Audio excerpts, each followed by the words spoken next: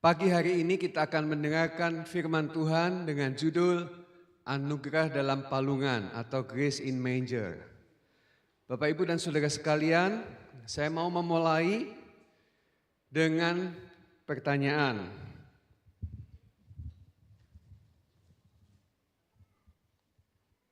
Siapa bisa boleh menjawab? Oke. Ini pertanyaannya. Anugerah. Ya, tadi disebut anugerah dalam palungan. Oke. Anugerah atau grace atau kasih karunia adalah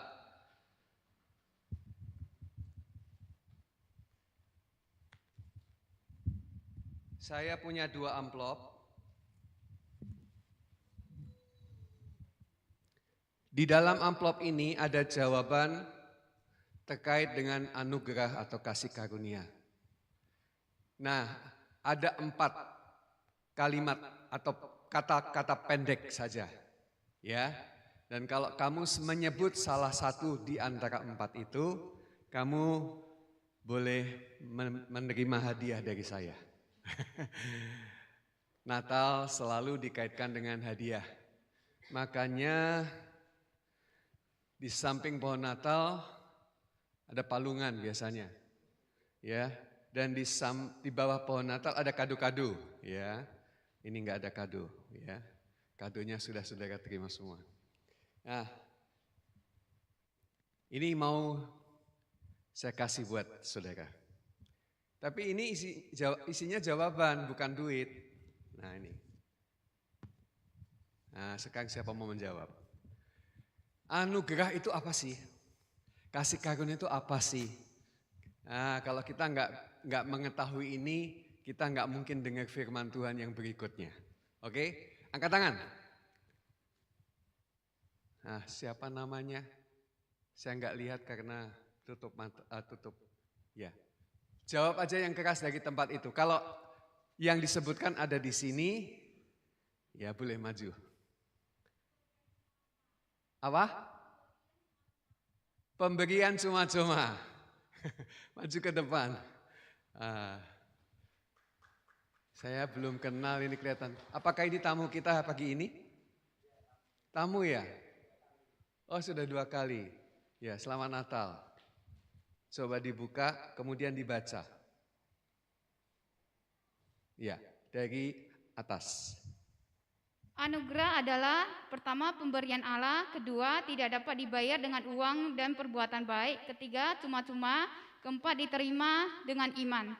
Oke, jadi ada 2 yang masuk di situ. Ya, satu pemberian, yang ketiga itu cuma-cuma, ya. Tepuk tangan. Oke, saya minta kembali ini. Sekarang ini kadonya. Ada 2. Tapi hanya pilih satu saja. Ini tumbler dengan 2 cangkir cantik di dalamnya. Ini hadiah tahun 2026 karena bisa dipakai sepanjang 1 tahun. Namanya kalender. Iya, kamu boleh pilih yang menurut kamu terbaik buat kamu. Iya, tumbler ya. Selamat. Terima kasih. Namanya siapa, Ci? Tanti. Tanti, oke. Terima kasih, Tanti.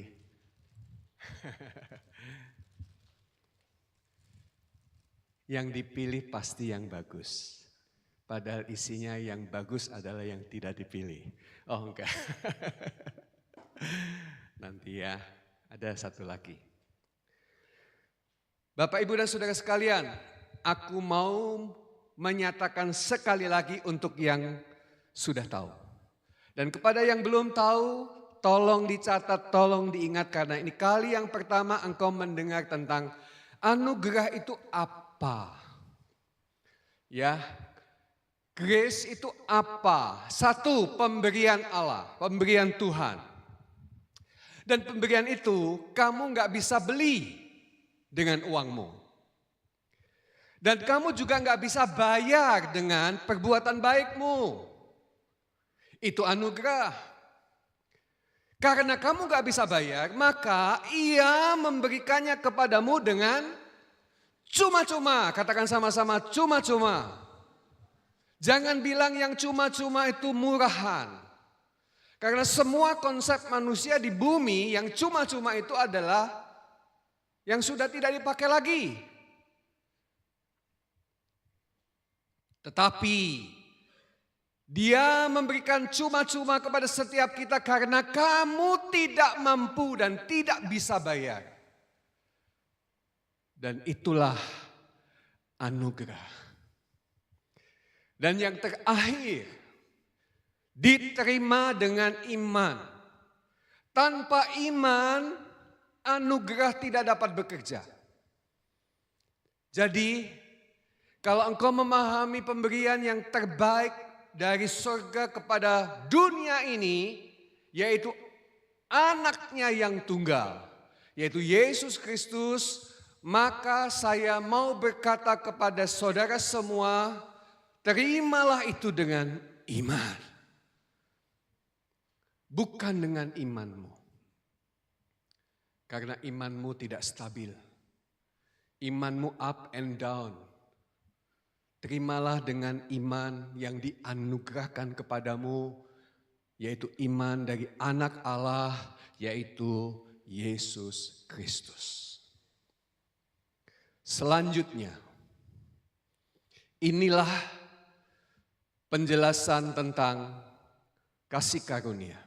Karena dari kepenuhannya kita semua telah menerima, katakan sama-sama, kasih karunia demi kasih karunia.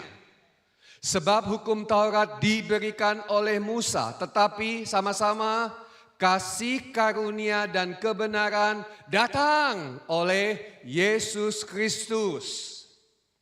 Hukum Taurat diberikan. Nabi diutus. Tetapi Yesus Kristus datang. Sekali lagi, kasih karunia itu datang.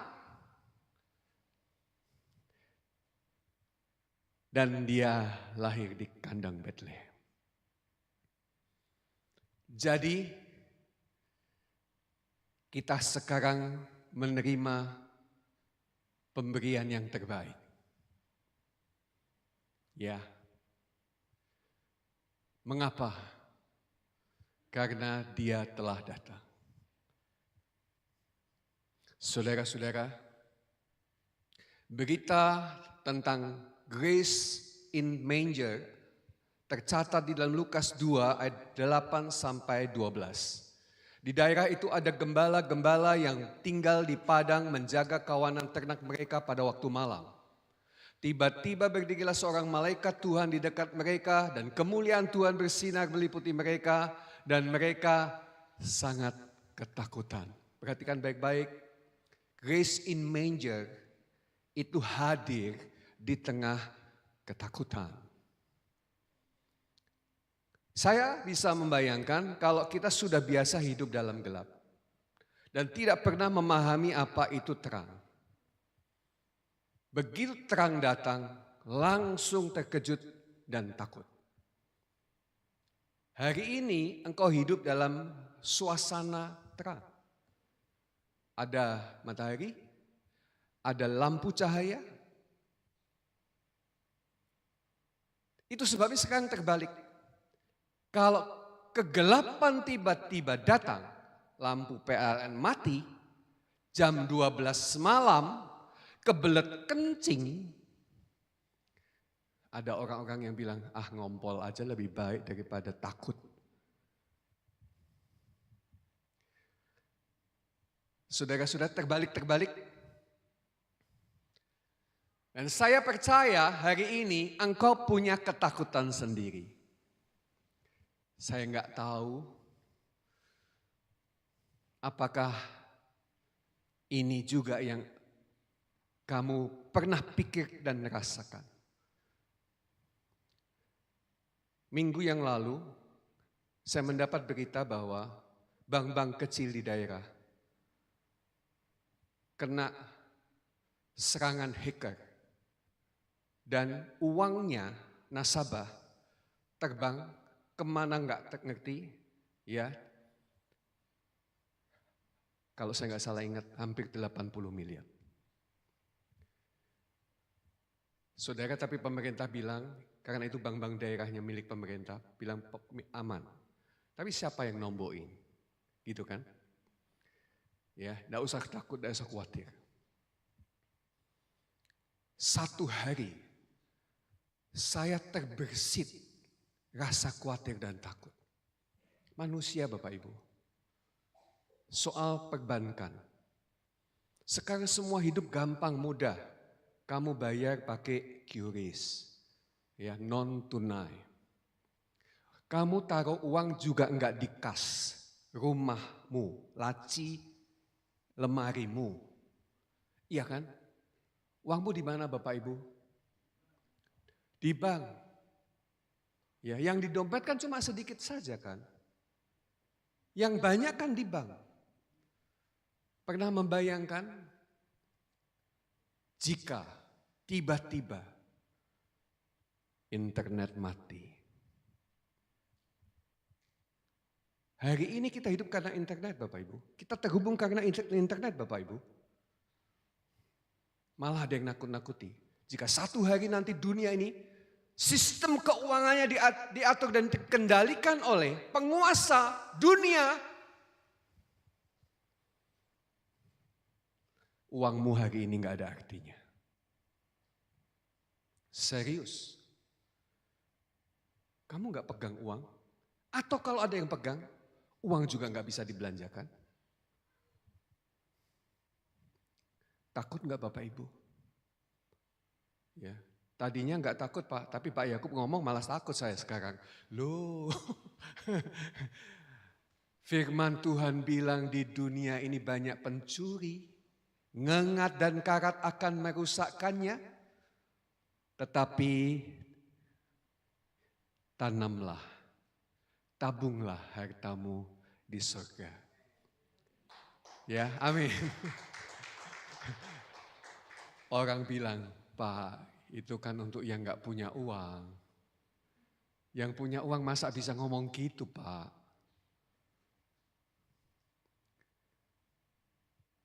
Bapak Ibu, ketakutan ditebar di mana-mana. Dan saya tidak ingin membuat engkau takut.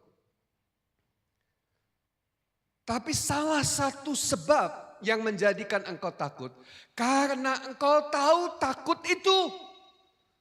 Andai kata engkau tidak tahu takut itu apa, kamu tidak akan pernah takut. Percaya enggak sih? Saya mendengar cerita dari Pastor Billy. Dia naik pesawat dengan anaknya perempuan. Dan tiba-tiba suatu saat di ketinggian 11 kilometer. Saudara-saudara, terjadi turbulensi yang hebat. Sehingga pesawat yang dinaik itu terguncang-guncang hebat. Bukan hanya terguncang-guncang biasa. Terguncang-guncang hebat. Naik turun dan kadang-kadang mendadak dan sangat keras. Saudara, semua di pesawat tegang. Saudara-saudara, anak perempuannya Pastor Billy berpegangan erat tangannya ayahnya. Sambil berdoa, Engkau bersama kami Tuhan. Tapi di depan dia ada dua anak kecil naik pesawat itu. Tapi mereka malah tertawa-tertawa. Langsung ngomong, ngeng. Kita anjlok. Wih, asik. Gitu Bapak Ibu. Yang lainnya tegang. Lah itu dua anak kok malah main-main. Kemudian tiba-tiba pesawat lewat turbulensi, sudah enggak goncang-goncang lagi. Anak itu ngomong gini, loh kok berhenti? Kenapa? Yang lain takut, tapi anak itu tidak takut. Karena enggak tahu. Saya percaya Bapak Ibu, Kalau kamu lebih banyak enggak tahu, kamu enggak akan takut. Tapi sayang, kamu terlalu banyak tahu tentang hidup ini. Dan kamu takut kan? Jangan bahas itu lagi. Ya, makin tahu makin takut.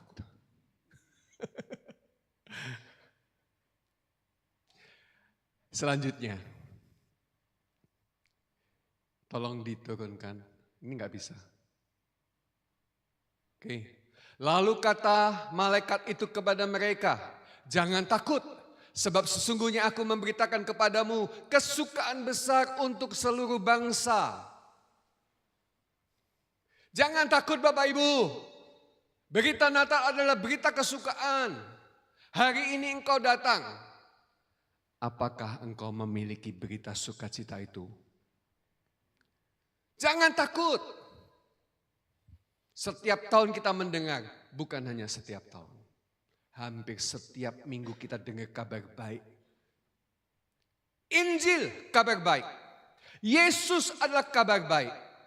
Bukan kabar yang menakutkan. Semakin engkau dengar kabar-kabar yang menakutkan, engkau takut. Tapi semakin engkau dengar kabar baik, engkau tidak akan takut. Ayat 11. Hari ini telah lahir bagimu juru selamat, yaitu Kristus Tuhan di kota Daud. Dan inilah tandanya bagimu, saudara-saudaraku, ya. Kamu akan menjumpai seorang bayi dibungkus dalam kain dengan lampin dan terbaring, katakan sama-sama, di dalam palungan. Saudara-saudara, inilah yang disebut grace in manger. Grace adalah Yesus Kristus. Yesus Kristus adalah kasih karunia yang datang kepadamu. Ya, dan dia hadir di palungan. Ini adalah palungan Bapak Ibu, bisa lihat? Ya, dari batu. Dan palungan ini ada di, sebetulnya bukan kandang, tetapi ada di tempat atau ruangan parkir di penginapan. Ya, karena setiap penginapan itu dulu kan nggak ada mobil, sekarang ada mobil. Dulu orang transportasinya adalah keledai, ya, onta. Nah, rata-rata keledai. Nah, Yusuf dan Maria kan bawa keledai kendaraannya. Tempat penginapannya penuh. Tidak ada tempat bagi mereka. Lalu reception bilang, kami masih punya satu tempat yang kosong. Tapi minta maaf, kalau tidak berkenan, jangan marah. Tapi kalau berkenan, mungkin ini menjadi alternatif. Karena kamu tahu, seluruh penginapan penuh. Karena sudah kebelet Bapak Ibu, sakit, dan harus melahirkan. Mereka berdua, Yusuf dan Maria berkata, oke, di mana itu kamarnya? Di tempat parkir. Jadi di tempat parkir itu binatang keledai, lalu kalau kasih makan binatang keledai itu di palungan ini. Ya, nah palungannya kosong, Yesus pakai untuk dia lahir. Ya Bapak Ibu ya. Jadi palungan adalah tempat, katakan sama-sama, tempat makan hewan. Ya, tapi sama dengan kalau kita punya tempat makan namanya piring. Ya. Oke. Selanjutnya. Ini adalah Bukit Tengkorak, Gunung Golgota saat ini. Ya, di sebelahnya, ya, sebelah kirinya adalah Garden Tam. Ya. Ya, Garden Tam ini taman yang di situ ada kubur Yesus. Ya. Nah, ini versi yang lama, ada batunya. Lalu di sini ada selokan setebal batu ini untuk digelindingkan. Nah, ini yang sekarang ini Bapak Ibu. Nah, orang masuk untuk melihat makam Yesus. Nah, di sini ini ada relnya, yaitu lubang selokan di mana ini digelindingkan. Ini masih ada, ya. Saya pernah ke sini, saya melihat sendiri.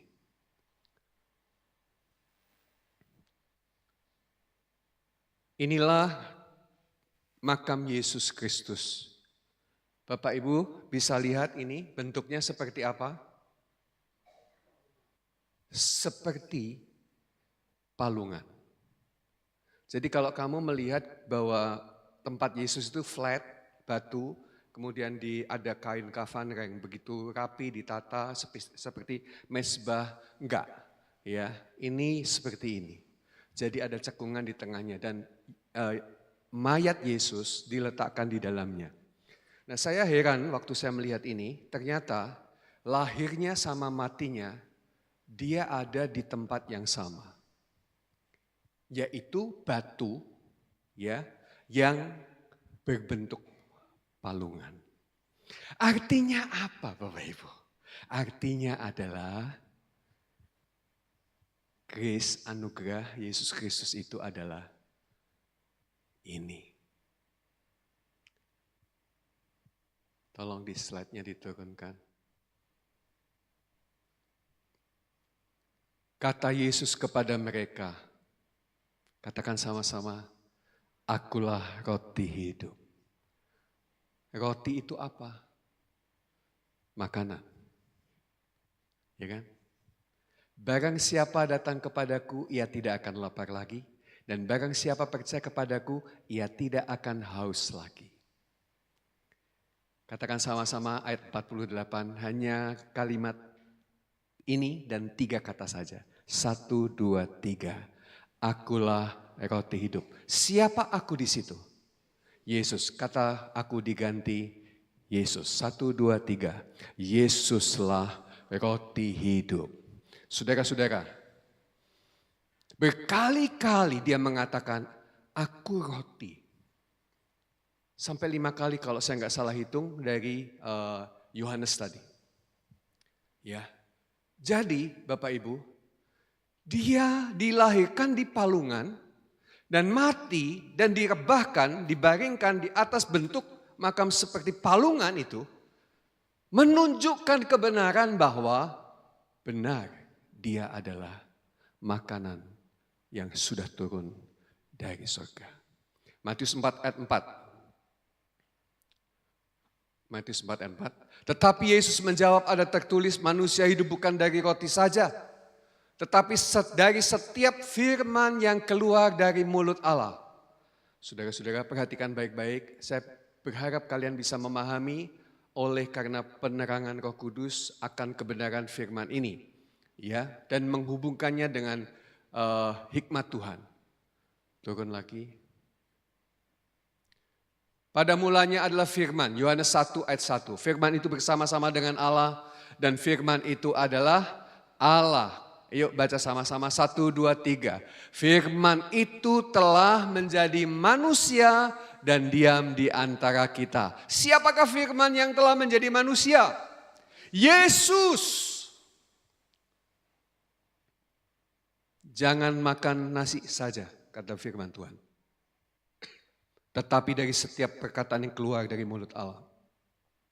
Apa yang keluar dari mulut Allah? Firman. Siapakah firman? Yesus. Jadi Bapak Ibu kalau dia dilahirkan di palungan, saya paham. Saya tahu.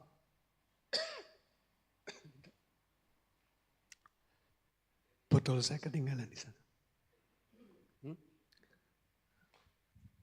Enggak apa-apa wis.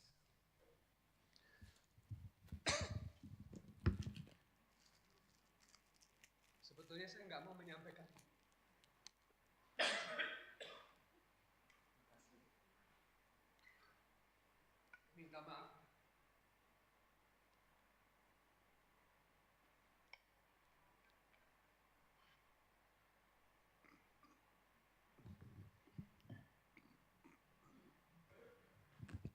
Bu Lina tahu,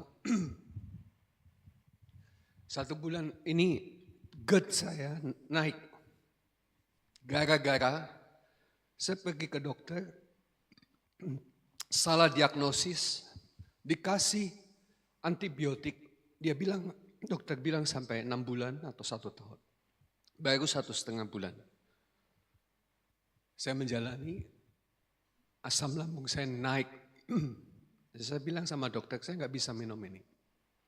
Saya berhenti. Dia bilang tidak bisa. Harus minum. Tapi saya pulang, saya berhenti dan saya tidak minum lagi.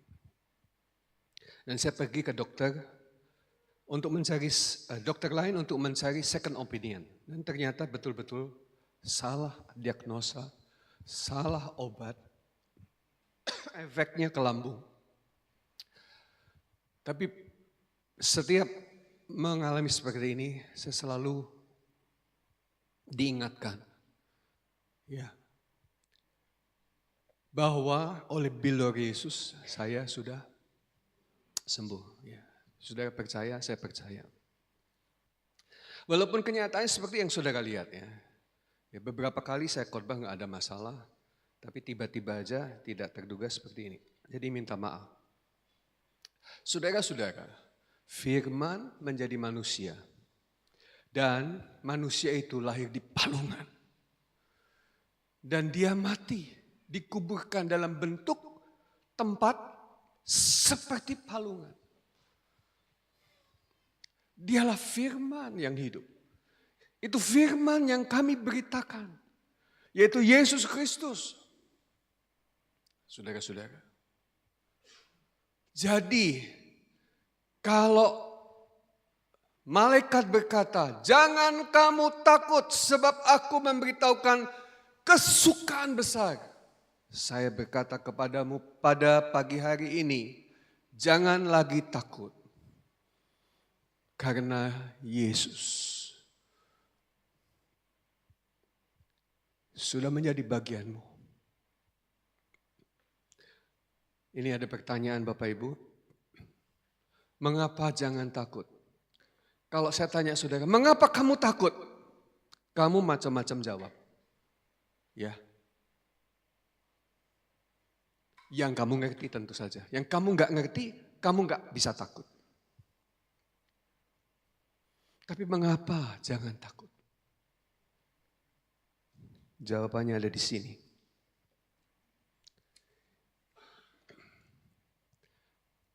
Ada 2 yang saya tulis di sini, di amplop ini.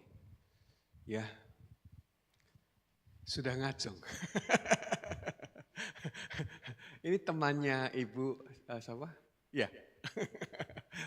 Wah ini hebat-hebat ini. Tapi nggak apa-apa, nggak apa-apa. Ya, belum ditanya sudah angkat tangan. Oke, langsung jawab silakan.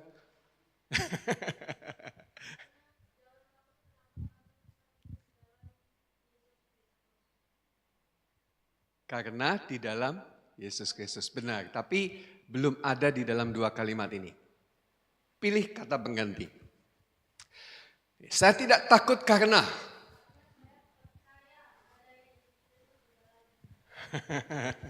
Tepuk tangan teman-teman. Gak usah maju deh, ya. Tulisannya begini, mengapa tidak takut atau mengapa jangan takut? Karena percaya. Ya. Yang kedua karena firman.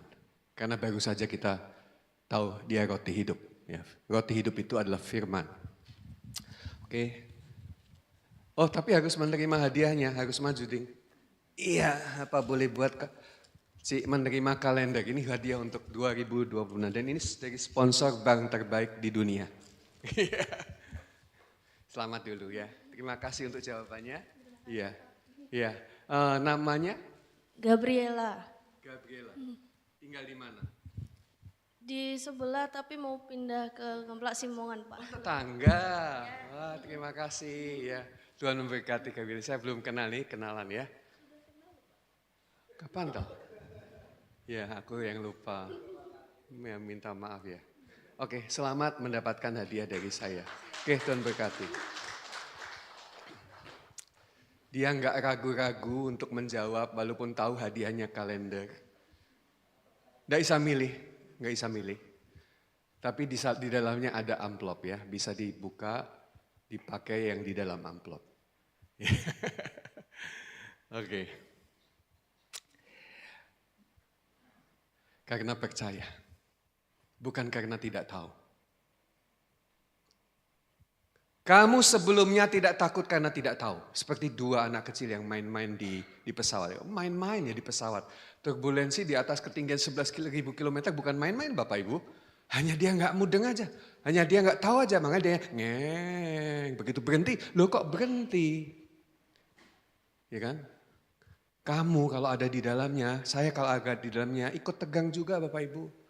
Tapi aku berkata kepada diriku, jangan takut Yakub. Amin Bapak Ibu. Kenapa kok Yakub tidak boleh takut? Bukan tidak bisa takut loh ya. Tetap bisa takut. Apa yang membuat saya tidak boleh takut atau tidak takut? Karena saya percaya Bapak Ibu. Saya masih ingat ya. 40 tahun, 38 tahun yang lalu. Ketika saya menjadi ayah. Anak saya baru umur 1 tahun. Ya, saya angkat anak itu tinggi-tinggi. Di atas kepala saya, dia tertawa. Dan kemudian saya lemparkan dia ke atas. Ya. Dia terbang. Tapi saya enggak lupa Bapak Ibu. Saya tangkap lagi. Dia tertawa Bapak Ibu. Saya mau tanya, betapa bahagianya kita jadi anak itu ya? Diayun-ayun tanpa rasa takut. Coba anakmu bawa sini, tak angkat deh. Kira-kira ngapain dia? Nangis? Belum diangkat, baru lihat Pak Yakub. Gak kenal. Pernah tuh anaknya Mbak Ana tuh, ya?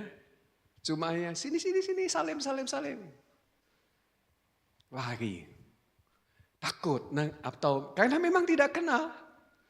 Tapi anak saya kenal saya. Bapaknya. Tapi anak saya sekarang sudah gede Bapak Ibu. Umurnya 35 tahun, 36 tahun. Beratnya seperti Pak Hendro. Jadi bayangkan kalau saya angkat dia lagi. Saya lempar ke atas. Mana dia mau. Dia nggak percaya lagi sama saya. Tapi saya ini ingin memberi gambaran kepada Bapak Ibu dan saudara sekalian. Percaya itu menghancurkan semua ketakutan. Hari ini kalau kamu takut, kamu kurang percaya. Makan firman lagi. Makan firman lagi. Karena iman datang dari pendengaran dan pendengaran oleh firman Kristus. Kamu mau percaya, baca firman lagi. Takut, baca firman lagi. Tapi saya mau kasih tahu, kalau kamu belum tahu, sebaiknya nggak usah tahu. Karena kalau kamu nggak tahu, kamu nggak akan takut. Tapi memangnya kamu bisa apa sih? Ya kan? Seperti yang tadi saya katakan, kalau sistem internet dimatiin, bukan bank nggak mau keluarkan duitmu loh. Lewang bank aja nggak bisa kerja tanpa internet kok. Gimana? Semua pasti kelabaan. Saya pernah ketinggalan HP Bapak Ibu. Dan saya merasa gelisah. Kenapa gelisah dan takut? Yakub. Dan saya pulang ambil HP saya. Saudara, kamu tahu, karena di HP saja saya semua kehidupan saya ada di sana. Pekerjaan saya, kontak saya dengan keluarga, ya kan? Betul. Dompet saya juga ada di dalam HP. Jadi Bapak Ibu, saya bilang dalam hati saya, HP jangan pergi kemana-mana. Tapi saya berkata, meskipun saya tahu itu sesuatu yang bisa terjadi, saya percaya saja. Itu aja Bapak Ibu. Percaya aja. Apalagi kalau kamu gak bisa ngapa-ngapain. Tapi Tuhan bisa ngapa-ngapain buat kita sekalian. Amin. Inilah alasan yang terakhir. Grace in manger. Akulah roti hidup. Masih di Yohanes pasal 6. Akulah roti hidup yang telah turun dari sorga. Jikalau seorang makan dari roti ini, ia akan hidup selama-lamanya. Dan roti yang kuberikan itu adalah dagingku. Dan yang akan kuberikan untuk hidup dunia. Orang-orang Yahudi bertengkar antara sesama mereka dan berkata bagaimana ia dapat memberikan dagingnya kepada kita untuk dimakan. Maka kata Yesus kepada mereka, aku berkata kepadamu sesungguhnya jikalau kamu tidak makan daging anak manusia dan minum darahnya, kamu tidak mempunyai hidup di dalam dirimu. Barang siapa makan daging dan minum darahku, ia mempunyai hidup yang kekal. Dan aku akan membangkitkan dia pada akhir zaman. Bagian yang terakhir, sebab dagingku adalah benar-benar makanan dan darahku adalah benar-benar minuman. Barang siapa makan dagingku dan minum darahku, ia tinggal di dalam aku dan aku di dalam dia. Amin. Setiap minggu kita perjamuan kudus, ambil roti dan anggur untuk kita makan dan minum. Ini maksudnya.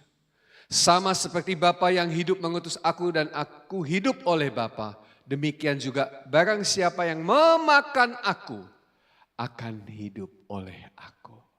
Bapak, Ibu dan Saudara sekalian, Yesus lahir di palungan dan dialah anugerah buat kita. Dia adalah firman, dia makanan kita. Makanlah. Ambillah ini yang sudah dibagikan. Musik bisa maju ke depan.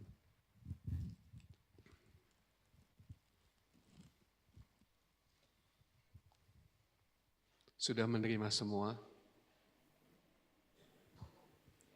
Boleh diangkat.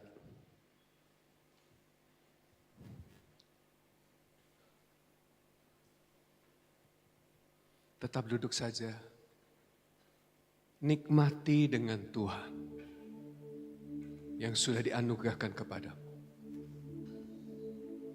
Lihatlah kepada roti ini. Dia berkata, inilah tubuhku yang dipecahkan bagi kamu.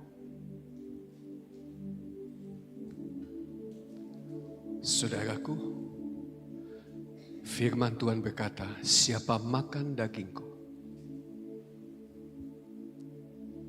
minum darahku, ia ada di dalam aku dan aku ada di dalam dia. Dan inilah makanan yang telah turun dari surga, yaitu roti hidup, Yesus Kristus. Hidupmu dipertukarkan dengan hidup Yesus.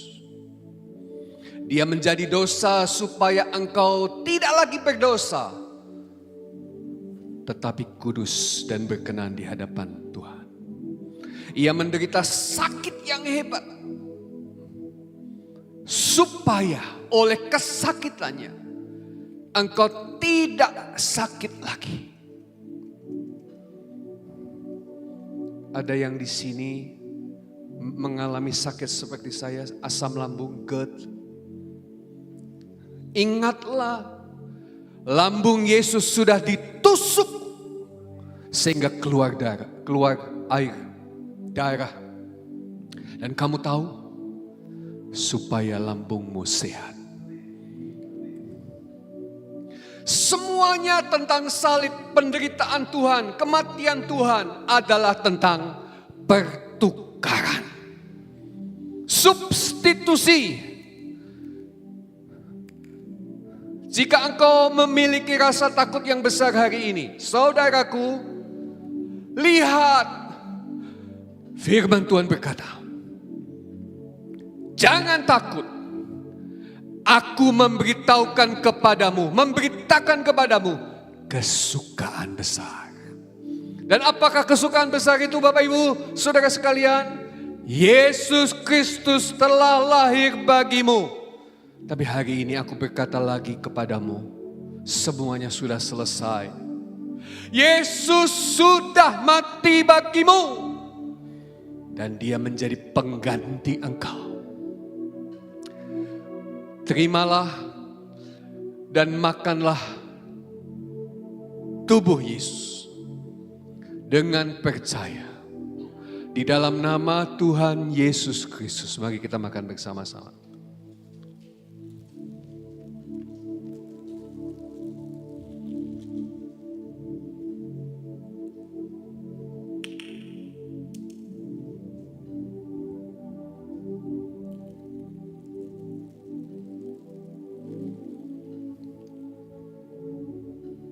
Angkatlah cawan.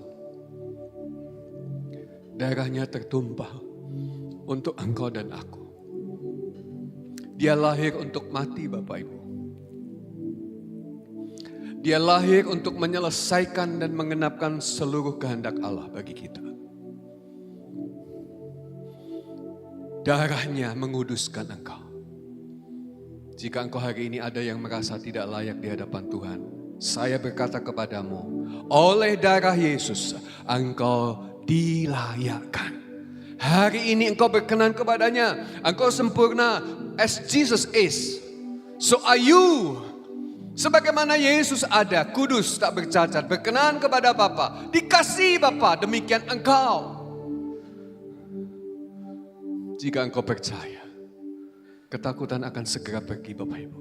Dan terimalah. Dia mengangkat cawan ini dan berkata, cawan perjanjian baru yang menteraikan oleh darah. Terimalah, minumlah dengan percaya. Mari kita minum bersama-sama dalam nama Tuhan Yesus.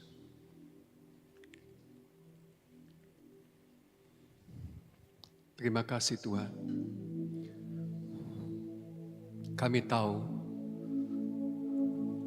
kandang dan palang adalah sebuah cerita tentang anugerah Tuhan. Hari ini cerita itu telah menjadi bagian iman kami yang hidup di dalam setiap kami. Dan aku berdoa untuk jemaat yang hadir pagi hari ini. Jika mereka takut, ingatkan akan kebenaran firman-Mu. Jangan takut. Ada kesukaan besar. Yesus Kristus telah nyata bagi kami. Terima kasih Tuhan. Terima kasih Yesus. Kami menerima segala berkat yang terindah.